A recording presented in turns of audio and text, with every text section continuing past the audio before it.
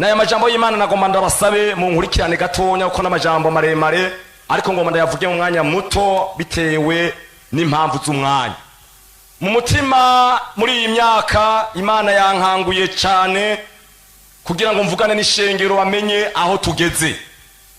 Mu bisanzwe muri iyi myaka hari inyigisho zitandukanye zo gukundisha abantu isi kugira ngo abantu bibagire umuhamagaro wabo ko ari uwo kuja mu ijuru.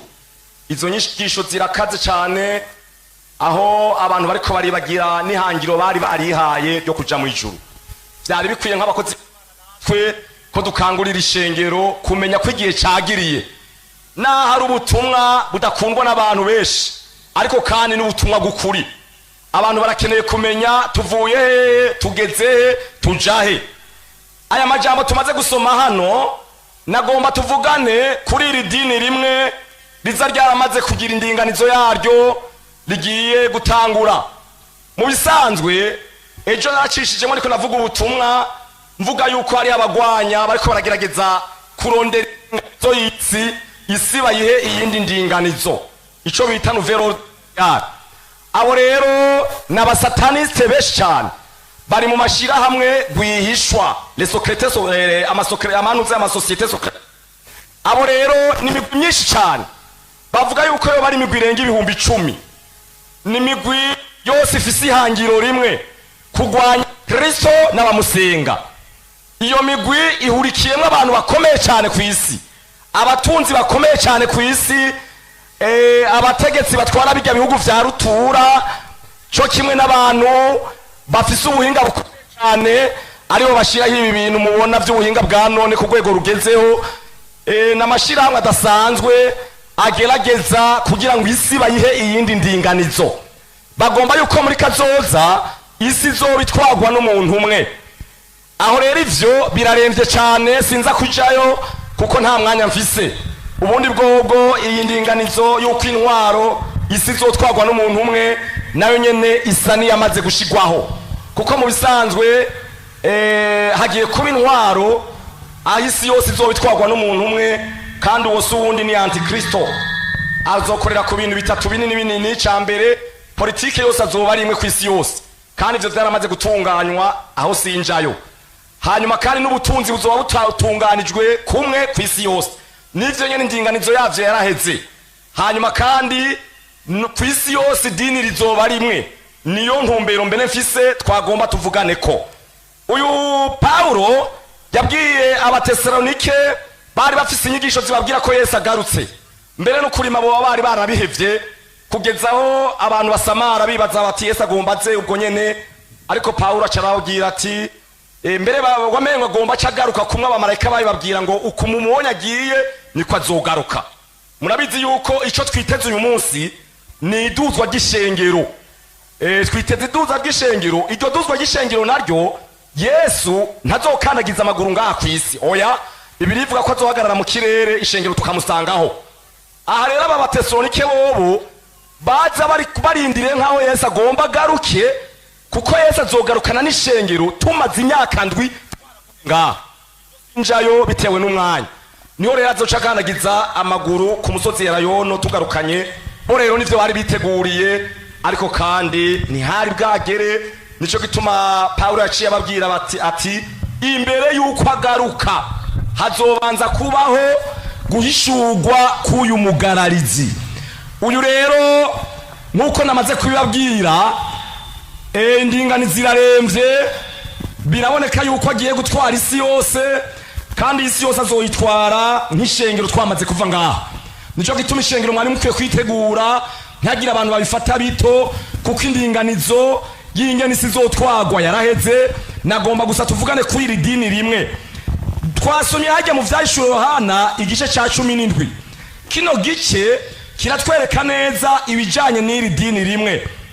Twasomye maraya. Uyu maraya ngo yari yicaye kwitoraniro cyaye kwikoranira hana amazi ahurira. Bisigura ngo yari yicaye ku mahanga yose.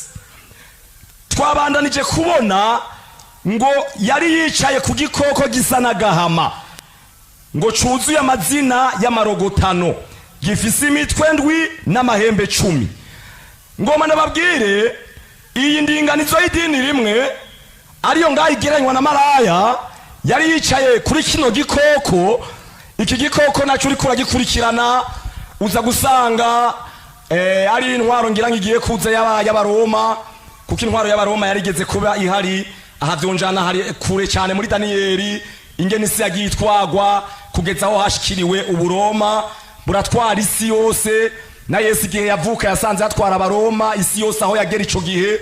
Hanyuma inyuma ya Yesu abakurikiranye Bibiliya, abahinga baragerageje gutanga imyaka aburoma bwahavuye bwigabura nko kubiri. Bamwe bavuga yuko yoba yari nk'imyaka 287, abandi bakavuga mu myaka 300 aho Uburoma bwavuye bwigabura nko kubiri, ntibwaba bugitwara isi yose. Ariko uri kuraraba Uburoma bwatwara isi ico gihe, naho bitagaragara kumengo buriko buratwara isi nkuko tubibona tuvyiyumvira, biboneka yuko ari bwo bugitwara. Kuko uyu munsi n'ubu bwami no kwita bw'uburengero canke aba Augustanto, Amerika na Europe, murabona yuko ari ibihugu bikomeye cyane. Ariko uyu munsi hari ikintu kiko kirakoreka, ibihugu vy'ubuseruko bitanguye guhaguruka bisa n'ivyiyopoza canke n'ibigwanya ibiva muri Amerika na Europe. Ngira ngo muriko murabona izi ntambara z'Uburusiya, muriko murumva Ubushinwa ingene bavuga bati oya ntibishoboka, ingene Amerika yoguma yigira igihangange. Murabona ingene Amerika ifatanye n'Uburayi bifitaniye ubushuti. Ibi biragaragara yuko tukiri nko muri yo civilisation niko novyita mu Gifaransa, tukiri muri iyo ntwaro yabo mu bihugu vy'uburengero, naho bitagaragara 100%. Kuko muriko muraraba ingene oni itunganijwe, muriko muraraba amategeko aza bifuza ku isi yose bayishira mu minwe. Murabona yuko iyi ntwaro y'Uburoma ataho yagiye mu bisanzwe. Rero twasumye amajambo y'Imana wamenga aragoye gatonya mugabo kandi ntanagoye. Urya murongo w'8 ngo igikoko ubonye cyariho kandi ntikiriho, kandi kigira kiduge kivi kuzimu kije kuranduka. Aha nagoma mvuge Uburoma bwaratwaye isi, mugabo muri iyi myaka nta jambo rya nyuma bufise. Niyo civilisation twavuze y'ibihugu vy'uburengero, nta jambo rya nyuma bifise ku isi yose 100%. Mugabo kandi mu minsi bizosubira bigira ijambo rya nyuma. Ibi vyose mu mwanya muremure n'umwanya muto dufise. Ibimenyetso ni vyinshi cyane vyerekana yuko bigiye kuzosubira kugira ijambo rya nyuma. Kuko usomye hariya mu murongo wa 12 bariko baradusigurira ry'amahembe 12, biboneka ari ubushobozi cyangwa ubwami buzoshiraho Antikristo. Aha bamwise ngo igikoko. Hanyuma Antikristo agaca atwara isi, ayitware ngo kumara isaha imwe, ni ukuvuga umwanya muto. Usomye Bibiliya neza urabona yuko azotwara imyaka 7 itarenga. Aho natwe tuzoba twavuye ngaha. Nico gituma mubona ibiko biraza vyose vyerekana yuko isi igoba itwaga ukundi kuntu. Ubuhinga bwa none, ibintu byose mubona biko biraza, ibi vya mondialisation, isi yose imere kumwe, ibintu byose bibonwe kumwe. Aha nta handi bitujana, nuko agiye kuba iyo ndinganizo y'intwaro y'isi yose. Ariko ivyo bizoja mu ngiri 100% twamaze kuva ngaha. Nico gituma Paulo yavuze ngo hariho ubibuza kugeza igihe azokurirwaho. Imana nishimwe. Iyi dini rimwe rero ryaramaze kwigaragaza. Uri kurasoma igihe umukozi w'Imana Yohana yavyerekwa, haraciye imyaka myinshi. Kuko uri kuraraba Yohana igihe yandika hari nko mu myaka 90 n'iyindi Yesu amaze kuvuka. Mugabo uyu munsi turi mu myaka 2023. Urumva rero haciye imyaka myinshi. Mugana nababwire ijambo rivuzwe n'Imana ntirihera. Uririndire wihanganye mpaka rizogirana, rizoshika. Wamengo ni ibintu vyerekanywe kera. Mugabo raba muri iyi myaka yacu turiko tubibonesha ya maso yacu. Kandi ngoma nababwire bene data tugabe, tugiye kwinjira mu kaga, tugiye kwinjira mu bidasanzwe. Nagomba ngabisha abakozi b'Imana, nagomba ngabisha ishengero, tugiye kwinjira mu kaga. Kuko ibintu byose bigiye kwihiyindi ndinganizo hatavuye mu byo gusenga. ibi byo gusenga navyo nyene bigiye gushingirwa amategeko kugira ngo abantu basenge ibijanye n'uko isi igomba. Uriko urakurikirana ingene indinganizo igira kirajaho ugaca ubifatanya n'ico Bibiliya ivuga amaso mu buryo bw'impwema cyangwa umuka. Kuko je narakurikiranye nko muri 2014 narakurikiranye inama yari ikomeye y'abarongoye amadini cyane cyane ya Gikristo. Abari bayirongoye ntibikenewe ko niko ndabavuga, ariko kandi ntiyari yirongoye. Ico gihe bavume ngo hari mu kwezi kwa mbere niho abari barananiranye kwemera kwifatanya n'abandi, abo bise mu Gifaransa les évangélicaux pentecôtistes. Abo bari barase kwifatanya n'abandi ngo habe iri dini rimwe ry'abakristo, niho babemeza baratinda nabo nyene barabona bati ni by'ukuri birakwiye ko tugira urunani rw'abantu bose basenga Kristo. Kuva ico gihe ibiganiro vyarabandanije kugira ngo abayisilamu nabo n'abakirisu ko bo baza bamaze kwiyunga nabo nyene bashobore kugira idini rimwe.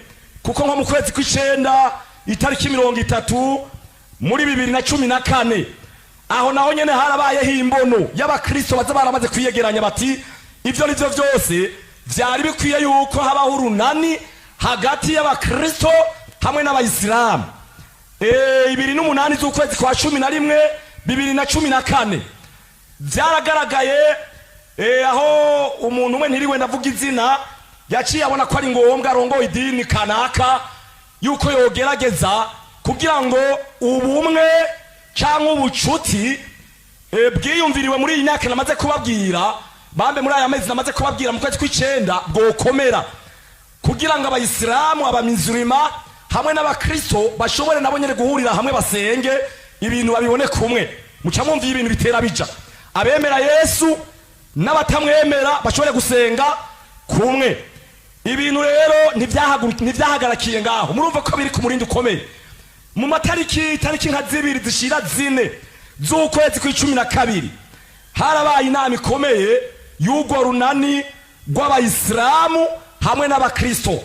Urwo runani rero rwabereye mu gihugu kanaka ntiriwe ndavuga izina, harabaye inama ikomeye kugira ngo barabe ingene bokomeza buno bucuti hagati y'abakristo hamwe n'abantu batemera Yesu, abayisilamu. Rero ejo bundi sikera mu kwezi kwa 2 itariki 17 mu 2023 uyu mwaka nyene turimo, niho haba ku mugaragaro kugurura ikigo hariya mu bihugu vy'Abarabu ahantu bita Emirats Arabes Unis mu gisagara ca Abu Dhabi. Aho harabaye kugurura icese ikigo kirimwo umusigiti, kirimwo urusengero rurepresenta canke rwerekana abakristo, hanyuma ico kigo kandi kaba kirimwo n'isinagogi kugira ngo n'abayahudi nabo baboneke ko nabo nyene baserukiwe. Ivyo birori vyarabaye icese aho mu bihugu vy'Abarabu ejo bundi. Ndiko nabereka ibintu bija ko ari abantu bisinziririye bibaza ngo ibintu biracari uko biri. Ibintu vyarahinduye isura. Nimba ugomba kuja mu ijuru itegure, nimba utabigomba naho ivyo nivyo wawe. Mugabo nkuko mpema dukangura dutegereza kubabwira aya n'amajambo agoye kuvuga, mugabo duteza kuyavuga kugira ngo abagomba bavyitegurire, abavyita iterabwoba babona ni vyabo, ariko ngo banababwire Yesu agiye kugaruka. Rero ubu rero ibintu vyashishikaye guhindura isura. Hariho Bibiliya yabarya bita barya bahuza barya bashaka kurongorana bahuza ibitsina, aba homosexuel. Hariho Bibiliya iherutse gusohoka uyu munsi iza iri no ku isoko mpuzamakungu bitwa Amazon. Isoko mambe Bibiliya ivanywamo ibitabo vyinshi cyane vyo muri Bibiliya. Ifise impapuro nke bagerageje kuraba Bibiliya abantu bose biyumvamwo, abatemera Yesu biyumvamwo, abemera Yesu biyumvamwo, abakristo n'abatagiraho basenga biyumvamwo, n'aba homosexuel biyumvamwo. Iyo Bibiliya rero uyu munsi yaratanguye gutegurwa, ariko uyu munsi yaramaze kuja ku isoko, ivyo kwitegura vyarahetse. Iyo Bibiliya rero uyu munsi irahari. Iyo Bibiliya uyiravye iriko ikimenyetso c'umusaraba, kandi ico kimenyetso c'umusaraba kiriko ibimenyetso vyerekana aba homosexuel bajya abantu barongorana bahuje ibitsina. Ivyo rero uyu munsi birahari. Kubera ko amajambo tuyavuga hari abantu basinziriye bakora ivyaha bazi ngo isi iracyariho. Umviriza, ukaba ugomba kuja mu ijuru witegure neza kuko ibintu vyarahinduye isura. Uyu munsi rero tugezaho twasomye ku murongo wa 12 mu vyahishuriwe Yohana harya kiya gice ca 17 twabonye mu ijambo rikomeye ngo abo bazorwanya ku mwanya ku murongo wa 12 kugeza 14 kandi amahembe 10 wabonye niyo bami 10 batarima ariko bahabwa kuganziriza hamwe na cya gikoko no kuvuga antikristo nk'abami nyene kumara isaha imwe. Abo bahuza inama, abo bagirane abaturwanya barahuza inama mu gihe natwe turiko turasamburana. Uyu munsi birateye ubwoba, umukozi w'Imana adafise ubwoba cengoma nibaze batamuhamagaragira. Uyu munsi birateye ubwoba biranamaramaje. Abaturwanya bo bahuza iki? Inama. Bati ugira ngo turwanye Kristo n'abamusenga. Enda tugira uku mu gihe natwe turiko turasamburana. Uyu munsi urashobora gusanga korali imwe abayirimwo badahuza n'abayirongoye badahuza. Ishengero rimwe rirongowe na pasiteri 2-3, umwe araba hariya uwundi araba hariya, ugasanga ni ibintu vy'akajagari. Mugabo abatugwanya bo bagirane. Twari dukwiye gusenga Imana mu izina rya Yesu. Twari dukwiye gusenga Imana kugira ngo Imana isubirize ishengero rigire rimwe. Ijambo ry'Imana rivuga ngo ishengero ni rimwe. Mbere muri rivyo yavuze ngo mu mahanga yose. Haleluya. Ishengero ni rimwe. Uwuza guca ishengero mu ibice ni Satani. Uwona warazi yuko niyadusepara akaducamwo ibice biroroha kutugwanya. Nico gituma abakozi b'Imana, abasenzi, abantu bose bakiri ku murongo twari dukwiye gusenga Imana. Muri rivyo yavuze ngo abera baryo bama bari maso bagatakambira Imana bagizene bakobeje. Rero murumva yuko iyo turiko turaja bigiye kugora. Usomye mu murongo wa 6 niho herekana neza ivyo twokwitegurira. 6 wajya twari 17 kandi mbona uwo mugore aborewe amaraso yabera agizene aborewe amaraso yabera n'amaraso y'abashingiye intahe ivya Yesu. Ndamubonye birantangaza ndumirwa gose. Aborewe amaraso y'abaki yabera. Jewe Imana yampamagara muri iyi myaka ndiko ndavyibuka cyane. Imana yarambwiye ibihe tugiye gukoramwo, ndakunze kubivuga kuko uyu munsi ndiko ndabibona. Narose mu ijoro mbona ikete ryandikwa, hanyuma mbona ndasoma mu nzozi, nari ngira umunyeshuri, mbona ikete ryandikwa ngo igihe tugiye gukoramwo nta mwitegembye uzoba uhari. Bampaye information nkuru nkiyo yuko ibihe tugiye gukoramwo ata mwitegembye uzoba uhari. Nza mbona umukono canke sinyatire y'userukira ishengero hamwe n'userukira leta. Candikangura ntangura kwiyumvira ya majambo agomvye kumbwira iki. Imana icima amajambo y'Imana yanditse mu butumwa bwiza bwa Yohana 16. Usomye umurongo wa 2 avuga ngo igihe kigiye kuza kandi kirashitse abazobica bose bazogira ngo bagiriye Imana ikimazi. Ivyo rero uyu munsi ndiko ndabibona ko ndiko ndaraba iyo dutera tuja, ndabona ko ibintu bitanguye guhindura isura. Aho usanga abantu ibintu tutavyizera kumwe kandi dusangiye aho dusengera canke dusangiye n'ibikorwa, mugabo kubera ibintu vyaje vyinyegeje ugasanga ntitubihurizako. Ugasanga umuntu w'imhemu aratahura ivyo turiko turinjiramwe ivyo ari vyo, mugabo ugasanga uwundi nawe afise iyindi shusho ariko arabibonamwo. Intambara nk'izo ndamaze kuzibona ko zatanguye zigiye no kurushiriza. Yaraborewe amaraso y'abaki, nukuvuga mu buryo bw'imhemu. Idini rimwe twabonye ngo yari afise agakarabo ku murongo wa 4 ngo uwo mugore yambaye impuzu z'inyambarabani n'iyagahama yari yisakaye izahabu n'utuyenge tw'igiciro kinini n'imaragarita, afise igikombe, yari afise igikombe ngo c'izahabu mu minwe cuzuye ibihumanya n'imyanda y'ubusambanyi bwiwe. Nukuvuga iri dini rimwe nta rindi hangiro rifise ihangiro rivuga ngo Yesu bamugwanye n'abamusenga, hanyuma ishengero ribemwo ibintu no kwita ibihumanya, ubusambanyi bw'ishano, ubusambanyi bwo mu buryo butandukanye. Ni ukuvuga nawe uca wumva urunani rw'abemera Yesu, abatamwemera, hariho n'amategeko bijanye. Mbere nagomba ndabagabishe ari hahandi Yesu atogaruka ngo anyaruke mu minsi iri imbere, ivyo gusenga bizoshingirwa amategeko, bizoshingirwa amategeko. Murumva bije ku murinda ukomeye cyane, ku buryo bazogira bati amadini yemerewe gusenga n'amadini yemera kuja hamwe. Ico ni cambere. Bati ikindi bemera gukoresha Bibiliya ishizwe ku gihe, kuko Bibiliya idufise bavuga ngo ni igitabo cya kera carataye igihe, kiri nabo gicinyiza, kuko kuri ku ijambo ry'Imana kuriko kuragwanywa bikomeye.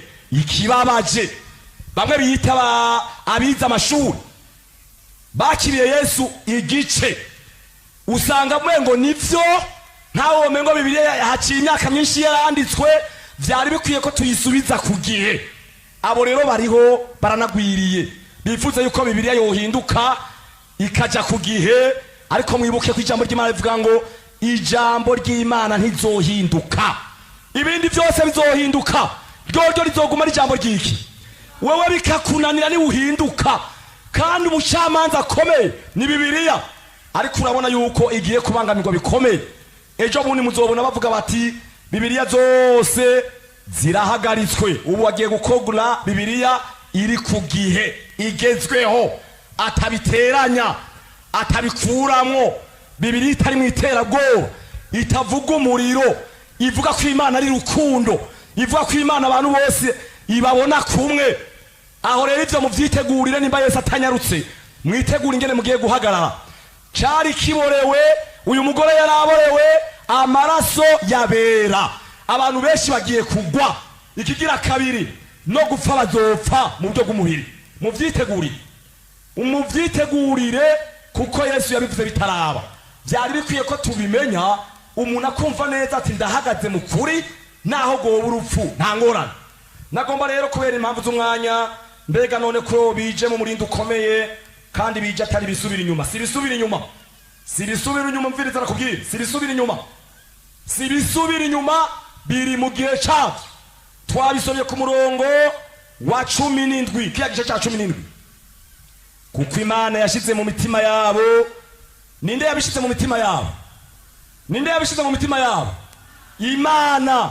Kuko Imana yashize mu mitima yabo gukora ivyo yagabiye, no guhuza inama, no gushira cya gikoko ku ngoma yabo, kugeza aho amajambo y'Imana azoshikira. Ni Imana yabigabiye. Umviriza, gusenga turasenga, ici Imana ishoboye kudukorera, ibije bitaje mu mwanya wavyo, ivyo Imana irashira kwa gafire. Mugabo ngoma nakubwira, ibi ni Imana yabigabiye, bitegereza kubaho. Umuntu yo kwibaza kubera iki Abisirayeli hageze ko binjira mu gihugu cy'isezerano, Imana yashimye ko baca muri Yorodani, kandi gwarenze inkombe, nta yandi mayira yariho. Nico gituma na twebwe Yorodani gwarenze inkombe.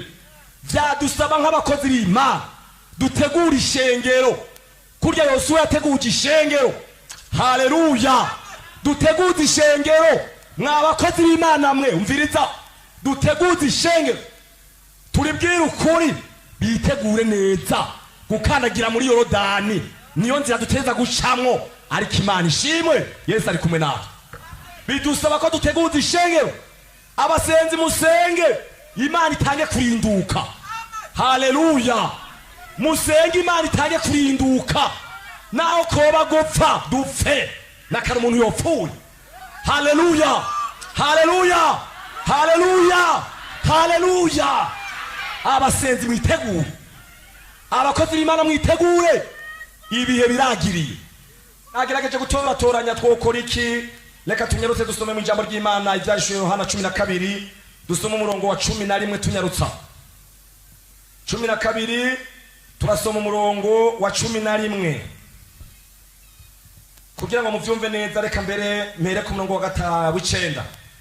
Ca gisato c'amahero kirakorogwa, nico yanzoka ya mbere yitwa mugwanizi, irindi ni Satani. Nico kizimiza bari kw'isi bose, gikororerwa kw'isi, abamarayika baco bakororanwa naco. Mwijuru numva ijwi rirenga riti none hagakiza karashitse, gashikanye n'ubushobozi n'ubwami bw'Imana yacu n'ububasha bwa Kristo wayo. Kuko umurezi wa bene data akororewe hasi, yahora barega ku murango no mwijoro imbere y'Imana yacu. Murongo ngomba n'uyu wa 11. Nabo bamuneshesheje amaraso. Bamuneshejeje iki? Amaraso y'umwagazi w'intama n'ijambo ryo gushinga intaye kwabo. Ntibakunda amagara yabo, ntibanka no kugirana. Umviriza iki kintu gikomeye. Bamuneshesheje abo Yohana yabonye banesheje, bari baneshesheje Satani amaraso y'umwagazi w'intama. Nukuvuga amaraso ya Yesu Kristo. Hari hageze ko abantu basubira gutahura agaciro n'ubushobozi bibonerwa mu maraso yande ya Yesu.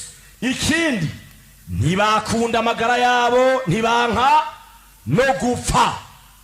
Ntibakunda amagara yabo, ntibanka no gupfa. Aha rero twakwiye gusenga Imana kugira ngo Imana idushoboze kudakunda amagara yacu, kutanka no gupfa. Ibyo tugiye gucamwo n'urupfu rurashobora kubamo. Mugabo abantu bakavuga ati ivyari byo byose ntera nja mwijuru.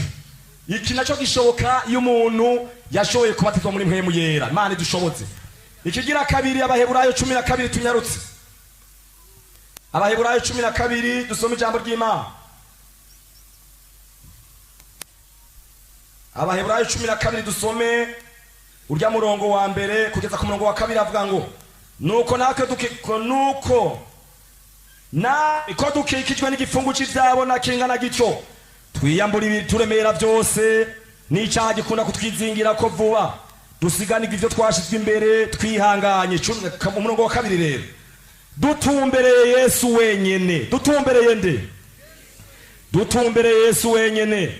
Niwe nyanduko yo kwizera kandi niwe yagusozereye, uwo kubw'umunezero yashizwe imbere yihanganiye umusaraba, ntiyagira ikindi soni zawo, avyagira uburyo bw'intebe y'Imana. Mw'abantu mwe Ishengero ry'Imana, ubutumwa tubabwira tubereka Yesu. Mukwiye gutumbera Yesu wenyene. Ejo bizongora ndi umurongozi. Utatumbere Yesu wenyene bizoca biguhanga. Uzoca ukurikira imigenzo yiwanje, uzoca ukurikira ivyo ndiko ndakwereka kandi naguye. Umviriza, dutumbere Yesu wenyene. Kuko muri iyi minsi ndafise ubwoba ko abantu bazotinya, bagacingira inyungu zabo z'ivyubahiro, bagacingira inyungu zabo vy'ubutunzi, bikabananira guhagarara neza. Aho abantu bazotangura kuvuga ngo dukorane ubwenge, tugendane ubwenge, amajambo nk'aya agaca atangura gusomwa. Imana idufashe mu izina rya Yesu. Dutumbere Yesu. Twababwiye Yesu, twaberetse Yesu. Murazi ivyo akunda n'ivyo yanka. Umviriza, naho vyogora umukozi w'Imana kurongora muri kohare canke mu yindi migwi, wewe Yesu twakweretse abari gutumbera. Ikigira gatatu dusome harya muri Zaburi tunyarutsa. Aha ndiko ndagerageza kugira ngo cendangiza umukozi w'Imana ashishikare n'amajambo maremare ariko ndizera mwe muyera gusobanura ibikwiye. Zaburi 119. Zaburi 119 umurongo wa 97 na 98. Havuga ngo ewe kuntu nkunda ivyagezwe vyawe, nivyo ndimbura bukarinda bwira. Amabwirizwa yawe atuma ndusha abansi banje ubwenge, kuko ntaryo yamana nanje. Imana ishimwe. Iri twagomba turifatanye na ryo ryo mu Baheburayo 10:25. Abaheburayo 10:25. Abaheburayo igice c'10 ku murongo wa 25. Havuga ngo toye guheba gukoranira hamwe nk'uko bamwe bagira, ariko duhanurane, kandi uko mubonye wa munsi wegereza murushirize kugenza mutyo. Imana nishimwe. Umviriza abantu b'Imana, muri iyi minsi abantu besha kayabo k'ijambo ry'Imana karaheze, ariko nagomba nakubwira ni Satani ari karamara kayabo k'ijambo ry'Imana. Hari hageze ko dusubira gukunda ijambo ry'Imana, tugakoranira hamwe, abantu bakoroganiza ibikorane nk'ibi. Kuko iyo abantu bakoranye ubushobozi bw'Imana bushabuza. Bibiliya ivuga ngo aho babiri canke batatu bazoba bakoraniye mu izina ryanje naye nzoba ngizere, nzoba ndi hagati muri bo. Turashima Imana kuri iyi mbono ya Bungere bariko barakoranye dukorane kugira ngo abantu bakorane. Aho Imana nihiri na Yesu nihari na mpwemu yera nihari, mwoye guheba gukoranira hamwe. Aho Imana yatwongera izindi nkomezi, aho ubushobozi bw'Imana turaborongora muri bino bibanza.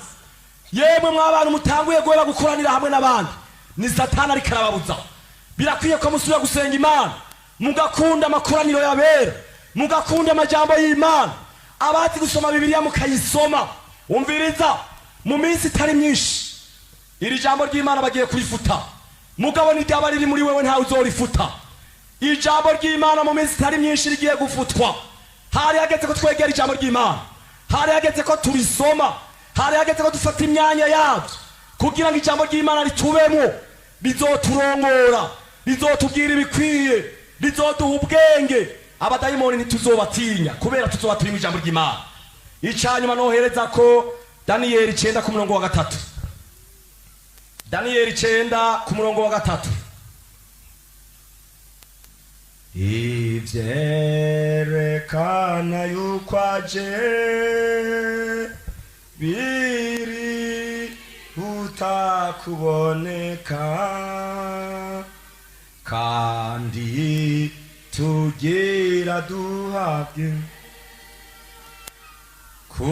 kuramba ntidu kwirembo kwirembo kwirembo kwirembo ubari kwirembo nukwara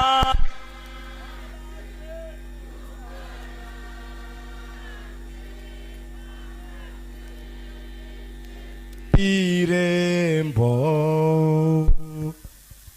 Yesu nashimwe, Yesu nashimwe. Usomye ha muri Daniyeli 9:3 avuga ngo mpanga amaso Umwami Imana kugira ngo niyegurire gusenga no gutakamba, nisonzesha nambaye amagunira, nisize umunyota. Imana nishimwe. Umunsi w'ejo nababwiye ibyo gusenga, abantu benshi batinya gusenga.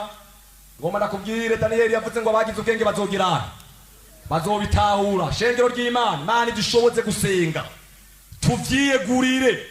Twinjiye mu minsi atari myiza, Imana yaduhaye umwanya wo gusenga. Muri iyi myaka turacafise umwitegure ngo dusenge. Yemwe mugwize gusenga, mwabakozi b'Imana nimuze duhimiriza abantu basenge.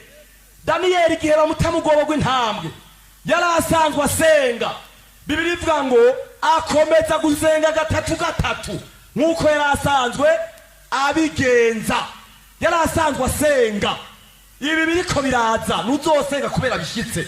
Oya, utegeza gusenga imbere y'igihe, n'ivyaje uzobubizi. Abantu benshi biyagiye kubagora, ndakunze kubivuga. Tugiye guca mu bihe bigoye gutahura. Hazokora mpemu yera, bizomenywa n'abantu basenze, babise ijambo ry'Imana muri bo, bakurikiye Yesu.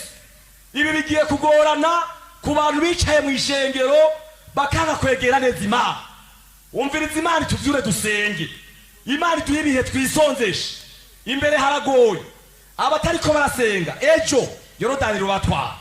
Abatariko barabatizwa muri mpemu yera ejo Yorodani rubatwara. Abantu base kwakira ijambo ry'Imana ejo Yorodani rubatwara. Imbere hari dini rimwe kandi ngiryo ryatanguye. Imbere hari ibigoye, hagiye kuza n'amategeko akomeye. Ariko uriteguye. Yesu waramwakiriye, waramugumbiriye. Naho hoze iki? Petero yavuze ngo naho vyotsitaza bose ukuremwo jeho. Abivuga mu mubiri, ariko urabona ko hageze byaramugoye. Jewe ndafise ubwoba kandi asengera ishengero.